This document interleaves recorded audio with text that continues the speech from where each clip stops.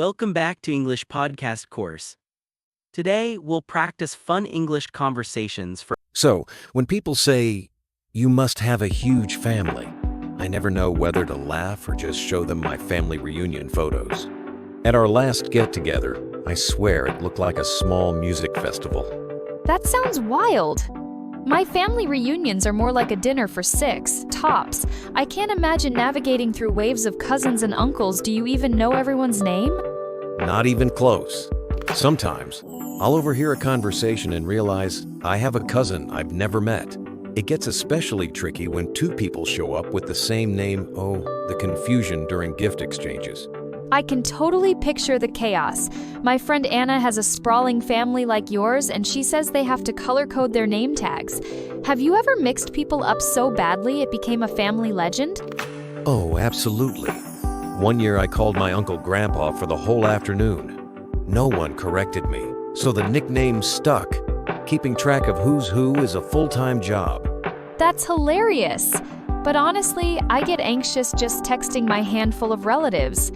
With a giant family, do you ever feel pressure to keep every relationship going? All the time. There's this unspoken expectation, like if you skip Aunt Rita's birthday dinner, you're basically sending a diplomatic incident through the grapevine. It must feel like juggling flaming torches sometimes. Does having so many people around make it easier or harder to find support when you need it? Funny enough, it's both.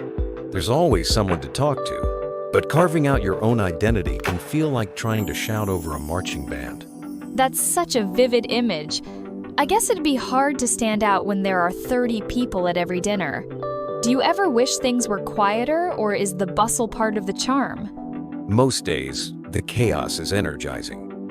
But yeah, sometimes I envy people who can finish a meal without being interrupted 10 times. The flip side is, there's never a dull moment. That actually reminds me, does your family have any traditions that only work because there are so many of you? Oh, definitely. We do a massive Secret Santa every year drawn out of a literal hat, since there are so many names. It turns into this epic, borderline chaotic event, but it's the highlight of our holidays. That sounds next level. In my family, Secret Santa would just be, well, no secrets and not much Santa. Are there ever mishaps like 2 people buying for the same cousin or someone getting left out? Every single time. Last year, 2 people showed up with gifts for Jessica. Turns out, they meant different Jessicas. At this point, it's practically part of the tradition to sort it out in the moment. I love that. It's chaos, but it has its own rhythm. Speaking of which, what's the one thing you wish people understood about having a huge family? You know, people always think it's just noise and confusion, but really, it's this incredible safety net. Even if you haven't talked in months, someone's always got your back, even if they're 2 cousins removed. That's such an underrated part. In smaller families, you don't always have that built-in support crew. I guess the real challenge is finding your own space in the crowd, but it sounds like the trade-off is worth it. Exactly. I wouldn't trade the wild group chats or the endless advice for anything. Sure, it's messy, but it's home. Honestly, messy homes make the best stories. Thanks for sharing yours. I'm tempted to crash your next family reunion just to experience the madness. Getting up before sunrise just to jump into a cold pool now, that's commitment. Take me through your morning swim routine. What actually gets you out of bed that early? It's not as heroic as it sounds. I mean, the hardest part is honestly the first 5 minutes. Once I'm in the water, I feel totally alive. The quiet is unreal at that hour, like the world hasn't properly started yet. That's interesting. I've always pictured early swimming as this almost meditative thing, with maybe a hint of sleepwalking. Do you ever debate just hitting snooze instead? Absolutely. Especially in January when it's pitch black and freezing outside. But I know if I skip, I'll regret it all day. There's this little thrill in powering through the temptation to stay cozy in bed. That bit about regret hits home. On days you're dragging, what's your secret weapon for actually making it to the pool? I bribe myself with a nice breakfast afterwards. Seriously, pancakes work wonders. Plus, I sometimes text a swim buddy, so there's another person holding me accountable. It makes skipping less appealing. It's wild how much peer pressure, well, friendly peer pressure can work. I guess knowing someone's waiting in the water for you adds a whole new level of motivation. Totally. And sometimes it's just knowing I'll feel sharper all day if I swim. There's nothing like that post-lap buzz to carry you into a Monday meeting. Now, I'm curious, how does that morning swim actually shape your day? Does it give you a boost, or is it more about the ritual itself? I'd say both. The boost is real if I don't swim. I notice I'm more sluggish, a little crankier. But honestly, the routine helps my brain ease into the day. It's almost like the water washes off any leftover stress from yesterday. Cleansing by chlorination. I love it. Do you find the effect carries over? Or is it more like a caffeine? Hit amazing at first, but then it fades out. It carries over in subtle ways. I just feel more present for everything else, like meetings or even making coffee. There's a steadiness to it that I miss if I skip. Speaking of skipping, do you ever hit major obstacles like wild weather or, I don't know, pool drama? Oh, weather is the big one. Thunderstorms mean no swimming, which always ruins my rhythm. And pool drama don't get me started. There's always that one person doing butterfly in the slow lane, splashing everyone. The slow lane butterflyer is the true villain of the pool, honestly. Have you ever confronted someone, or do you just power through? Usually I try to take the high road and just dodge the waves, but once I did call out a guy who was basically doing cannonballs at 6 a.m., sometimes you've got to protect your swim space. After hearing all this, I'm half convinced to set an alarm for 5 a.m. Any tips for newbies who want to start swimming in the mornings but keep finding excuses? Start small, don't promise yourself the moon. Even 10 minutes in the pool is a win at first. And lay out your stuff the night before. The less thinking required at 5 a.m., the better your odds. That's genius. I'd probably need my coffee mug next to my goggles just to function. It sounds like lowering the barrier is the move. Exactly. And find something about it you genuinely enjoy, whether it's the quiet, the feeling afterwards, or just having a funny story about lane drama to tell. That's what keeps you coming back. Isn't it funny how "may I come in" can carry so much weight depending on where you are? Like, it's such a basic question, but it can totally set the tone in a room. Totally. I mean, in school, those 3 words could basically make or break your morning depending if the teacher's in a good mood or not. It's that split second where you're waiting, holding your breath. Oh, and sometimes you'd peek through the door, all nervous, and your classmates are watching, silently betting if you'll get let in or not. That moment is burned into my memory. Honestly, same here. And now, as adults, it's still such a power move. Like at work, knocking and asking to come in feels so formal, almost like you're about to enter a secret council meeting or something. You mentioning school makes me laugh, because I always remember that one friend who'd try to sneak in quietly, skipping the whole "may I come in" routine entirely. Oh, I had a friend who'd just slide in, barely making eye contact, hoping nobody noticed like a ninja in school uniform. It rarely worked though, the teacher always spotted him. There's always that one teacher who'd make it a huge deal, like, if you can't ask to come in properly, you can't come in at all. It was like a secret ritual. And somehow, your whole day could hinge on that ritual. If you got scolded at the doorstep, it haunted you until lunchtime. Amazing how those tiny moments stick with us. Moving from school to offices, it's wild how that same question turns into this act of respect. Like, you don't just barge into your boss's office. There's this whole micro-drama before you even open the door. Exactly. I always feel like I'm starring in a really boring spy movie. Knock, pause, then nervously ask, "May I come in?" It's funny, but in some offices, not knocking is basically a crime. Some places even have unwritten rules about how many times you should knock. If you do it wrong, you get judged. It's like etiquette Olympics. Yeah, and somehow your tone matters too. Too casual and you sound like you don't care.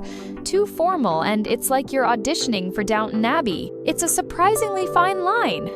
Speaking of etiquette, I've heard that in some countries, the whole "may I come in" thing isn't really a thing at all. People just waltz right in. Yeah. I have a friend from Spain who was shocked at how formal we are. He was like, "Why do you ask? If the door's open, just come in." It cracked me up. And in some families, it's the opposite, like there's a code of never entering a room unannounced, even in your own house. My cousin's place was like that. It felt like visiting royalty just to enter the kitchen. What surprised me most is how even the way you knock tells a story: soft taps versus loud, confident knocks. It's like a whole nonverbal language. Wild, right? All this talk about knocking and asking, do you think it's really about respecting boundaries? Or is it just habit at this point? A bit of both, honestly. Sometimes it's genuine respect, like, "Hey, this is your space. I'll wait for your invite." Other times I'm just on autopilot, reciting the script. And when someone forgets, it can feel weirdly jarring. Like your sense of privacy just got bumped into, even if it's totally accidental. Exactly. And it's funny how such a tiny question, just 5 words, can carry so much meaning about trust, respect, and personal space. Makes you think twice the next time you're at someone's door, huh? So Mike, you've always struck me as the guy who lights up whenever there's a dog around. Was there a moment that made you a full-blown dog lover, or has it always been your thing? Honestly, it kind of snuck up on me. When I was a kid, my neighbor's golden retriever used to greet me at the bus stop every morning. That goofy wagging tail just sort of won me over before I even realized it. That's adorable. I had a neighbor like that too, except their dog would just bark until someone gave him a treat. Did you have any dogs of your own back then? Not until I was 12. My parents finally caved and we adopted a little mutt named Patch. He was chaos in a fur coat, but man, he made every day an adventure. Patch sounds like a legend. What is it about dogs that you think makes life better? There are cat people out there who just don't get it. There's just something about how dogs show pure, ridiculous joy over the smallest things. Like, you come home after 5 minutes and they act like you survived a year-long expedition. It's so true. My friend's dog does this full-body wiggle every time he hears car keys. It's like he's celebrating the concept of rides. Right, and that energy is contagious. No matter how stressful my day is, a slobbery tennis ball dropped in my lap kind of resets everything. But I've got to ask, what's the hardest part about loving dogs as much as you do? There's got to be some downsides, right? Oh, for sure. Dog hair is my fashion accessory at this point. I basically walk around looking like I rolled in a petting zoo. And don't get me started on muddy paw prints after rainstorms. That's so real. My cousin's couch is basically a modern art piece in fur patterns. Ever had any total disaster days thanks to a dog? Let's just say, there was a time Patch mistook my homework for a chew toy. Safe to say, my teacher didn't believe the old "dog ate my homework" excuse until then. That dog ate my homework story is priceless. Do you have a favorite breed, or are you equal opportunity with your dog love? I appreciate all dogs, honestly, but I've got a soft spot for mutts. There's something awesome about the mystery mix. Every quirk, every weird little habit is a surprise package. I get that. My aunt's mixed breed basically acts like a cat trapped in a dog's body. Will only fetch if you beg, but will snuggle for hours. Dogs are full of surprises that way. I've met a Chihuahua who herds sheep and a Husky who refuses to go outside if it's chilly. No rule book at all. Speaking of surprises, how does being a dog fan shape your daily routine? Is there a secret to keeping up with all the energy? My mornings are basically dictated by frantic tail wags and the desperate need for a walk no snooze button for me. But honestly, that chaos gets me out the door and moving, even on days I'd rather stay in bed. That's a built-in fitness plan. I could use a dog just for motivation to leave the house some days. You'd be amazed how much a furry alarm clock changes your life. Plus, you get bonus points for every impromptu game of tug of war before breakfast. All those daily adventures sound wild. If you had to sum it up, Why do you think you'll always be a dog person? There's just this honest, goofy love you get from dogs. Even on the messiest days, their happiness is so genuine. I can't imagine life without a wagging tail or a cold nose nudging me for attention. That's the spirit. Honestly, your stories almost make me want to rush out and visit the local shelter right now. If you do, I'll tag along. There's always room for more dog lovers in the world, and let's be real, probably more muddy paw prints too. You know that awkward moment when you're having a great chat and suddenly realize you really have to go? It's like your brain hits the emergency stop button. Oh, absolutely sometimes. It feels like time just slips away, and then you glance at your phone and panic sets in. I've definitely blurted out, "I have to run," mid-sentence more times than I care to admit. It can be hilarious afterward, but in the moment, it feels like you're breaking some unspoken rule of politeness.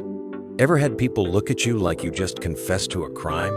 That's the worst, especially when you're at a friend's dinner party and everyone's still mid-story. You feel like the villain sneaking out of the movie. That actually reminds me, do you ever feel guilty when you have to cut things short? Like you owe the group extra time or something? I get hit with that guilt all the time. The wild thing is, most people probably don't care as much as we think. But I'll still over-apologize and promise to make it up somehow, even if nobody expects it. It's almost like we assume we're the glue holding every conversation together. Maybe we all secretly want to be missed when we leave? You might be onto something. There's this tiny hope that someone will beg you to stay. But let's be real, half the time people barely notice. They're just eyeing the dessert table. Moving on. Have you ever tried to come up with a really smooth exit line? I swear, I rehearse them in my head, but end up mumbling something awkward like, I got a jet. Oh, the pressure is real. One time I actually said, "I must abscond," like I was in an old detective novel. People still tease me about it. That's gold. I envy anyone who can just nail a graceful, movie-worthy goodbye. Most of us just panic and make weird hand gestures as we back away. There should be a class on exiting conversations like, Goodbyes 101. How not to trip over your own feet. Speaking of which, what's your take on the infamous Irish goodbye? Just slipping out without a word rude or genius? Honestly, I respect the stealth exit. Sometimes it's the kindest thing for both you and everyone else. No drawn-out farewells, just a little mystery. I get the appeal, though my friends would probably launch a search party if I vanished without a goodbye. There's always someone tracking me down for a dramatic hug. That's the sign of a good crew, though a ninja-level exit still holds a certain charm. Maybe the trick is to leave a cryptic clue behind, like a half-eaten cookie. You know, after all this talk about exits, I guess goodbyes do matter more than we admit. They're like punctuation marks on our shared stories. Completely agree. Sometimes a quick goodbye leaves things open, while a heartfelt one gives a sense of closure. It's funny how a simple "see ya" can stick in your mind all day. And on that note, I promise not to just vanish next time. Maybe I'll even work on my exit speech. Deal. Just make sure it's dramatic enough that we'll be talking about it on the podcast for weeks. Coming clean here, I finally started a diet last month. It's wild how just mentioning that word gets people to look at you like you've announced a moon landing. Honestly, the reactions are hilarious. People suddenly become nutrition experts, or they're whispering about carbs like they're a forbidden secret. What pushed you to take the leap? It was a mix of things, really. One morning, my genes were just not cooperating, and, scrolling through old vacation photos didn't help either. I realized I needed a reset. That gene struggle is so real, my closet's basically a timeline of my eating habits. For me, it was seeing my energy dip in the afternoons that made me want to change up my routine. Oh, those afternoon energy crashes are brutal. That actually reminds me, I was also tired of feeling foggy-headed by like 3 p.m. every day. That's when I started Googling simple diets for busy people. Once you start searching, it's like opening Pandora's box. Keto, paleo, intermittent fasting, Mediterranean. The list just keeps going. How did you land on your approach? It was honestly dizzying. I probably signed up for 4 different newsletters before I realized I was just collecting recipes for things I'd never make. Eventually, I picked a plan that seemed manageable, nothing extreme. That's smart. Extreme diets never last for me. I once tried a juice cleanse and caved after day 2 because I'd have traded my phone for a slice of pizza. Pizza always wins. I figured I'm more likely to stick to something if I don't feel totally deprived. So now I'm just tracking what I eat and aiming for balance, not perfection. Let's talk cravings because they do not mess around. My weak spot is chips. Suddenly every ad on TV is about crispy, salty snacks, like they know I'm trying to be good. Oh, it's like snack food has a sixth sense. For me, it's late-night cookies. I'll be fine all day, and then at 10 p.m., suddenly I'm a detective, hunting for anything sweet in the kitchen. There's something about nighttime cravings. I've tried swapping chips for air-popped popcorn, but let's be honest, it's not fooling anybody. Popcorn's good for, 5 minutes? Then the nostalgia for cookies kicks in. I've started keeping fruit around, but sometimes I look at an apple and sigh dramatically. Been there. Sometimes I even talk to the apple like, why can't you taste like chocolate? But hey, I guess every small win counts, right? You know what's trickier than cravings? Friends inviting you out. Suddenly, your healthy choices are under interrogation over a plate of nachos. I swear, every time I say I'm skipping dessert, someone acts like I've insulted their grandma. Potlucks are the worst people hovering, asking if I'm allowed to eat something. The pressure is real. I've learned to just say I'm full, or sometimes I'll sneak a smaller plate and hope nobody notices. It's like undercover dieting. Undercover dieting, love that. My trick is to bring a healthy dish, but then there's always someone who says, "You're no fun anymore." Like, come on, I'm still the same person, just with more salad. After all that, celebrating the little victories feels huge. Like making it through a week without raiding the vending machine? That's practically medal-worthy. Totally. I actually started a notes app just to jot down every win, even if it's something tiny like skipping second helpings. It helps on days when willpower's running on fumes. That's a great idea. On the flip side, I've learned not to let slip-ups send me into a shame spiral. If I eat a cupcake, I just enjoy it, then move on, instead of declaring the diet ruined. Same here if I mess up. I try to laugh about it and remember tomorrow's a new day. Besides, what's life without the occasional cupcake, right? Thinking ahead, I'm really hoping these changes become more habit than hassle. Like, I want to be that person who craves roasted veggies instead of fries. One day at a time, right? I think if we keep things realistic, not forcing perfection, it starts to feel less like a diet and more like, well, living. And honestly, that's the goal. Agreed. So here's to jeans that fit, energy all day, and maybe, just maybe, finding a way to actually enjoy an apple for dessert. Or at least not resenting the apple. Baby steps. And hey, if we slip, there's always tomorrow and maybe a salad with a side of fries for balance. Thanks you and see you next time.